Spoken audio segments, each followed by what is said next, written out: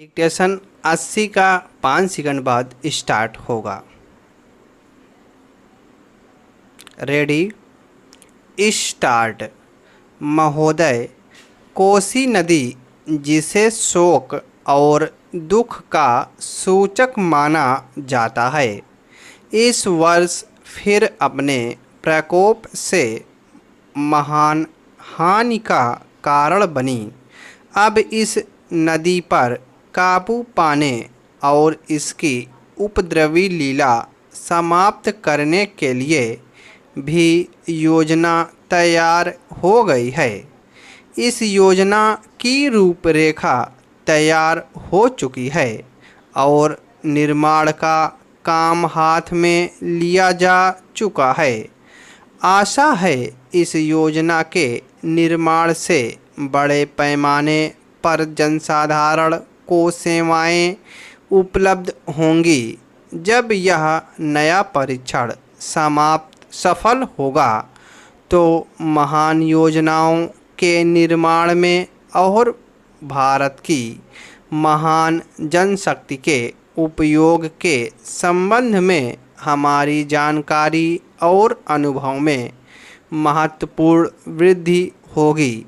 औद्योगिकरण के क्षेत्र में उन्नति, उत्पादन में और अधिक वृद्धि और भारत की प्रति व्यक्ति आय में वृद्धि विचाराधीन वर्ष की कुछ महत्वपूर्ण बातें हैं। औद्योगिकरण के साथ ही रोजगार के क्षेत्र को विस्तृत करने के प्रयत्न भी बराबर जारी हैं। कुटीर उद्योगों और घरेलू धंधों को प्रोत्साहन देकर औद्योगिकरण और रोजगार में समुचित संतुलन स्थापित करने का प्रयास किया जा रहा है। यह बात सभी स्वीकार करते हैं कि यदि भारत के जनसाधारण को उदासीनता और हार मानने की भावना से मुक्त करना है तो बढ़ती हुई बेरोजगारी को दूर करने का उपाय करना होगा। इस दिशा में घरेलू उद्योग धंधे बहुत से लोगों को आंशिक या पूर्ण उपयोगी काम देकर इस समस्या का बहुत कुछ समाधान कर सकते हैं। इसीलिए पंचवर्षीय योजनाओं में पुराने घरेलू उद्योगों को पुनर्जीवित करने और चालू कुटीर उद्योगों को प्रोत्साहन देने की व्यवस्था की जा रही है। चंज विदेशी मामलों के क्षेत्र में हमारी सफलता और भी अधिक है। हमारी नीति, जिसे मैं सक्रिय और स्वदेश तटस्थता की नीति कहना चाहूँगा, वास्तविक व्यवहार में किसी भी देश अथवा यहाँ के लोगों को अपना शत्रु ना समझने की नीति है।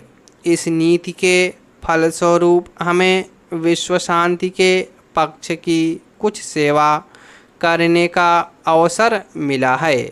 हम प्रसन्न और आभारी हैं कि संसार के राष्ट्रों में भारत का स्थान इतना ऊंचा है। इंडोचीन निरीक्षण और नियंत्रण अंतर्राष्ट्रीय आयोग की अध्यक्षता हमने स्वेच्छा से स्वीकार की है और हमारे नागरिक यथासाध्य उस दिशा में शांतिपूर्ण निर्वाचन संबंधी समस्याओं का सामना कर रहे हैं।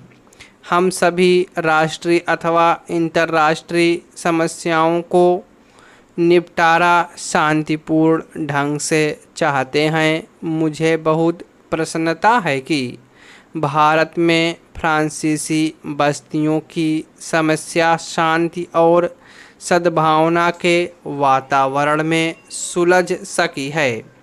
शांतिपूर्ण प्रणाली की सफलता का वह एक महत्वपूर्ण उदाहरण है। दुर्भाग्य से भारत में पुर्तगाली बस्तियों की ऐसी ही समस्या को सुलझाने की दिशा में प्रगति नहीं की जा सकी। मैं आशा करता हूँ कि पुर्तगाल इन बस्तियों में रहने वाले लोगों के स्वाधीनता के अधिकार को स्वीकार करेगा और फ्रांस और ब्रिटेन की सरकारों का अनुसरण करेगा।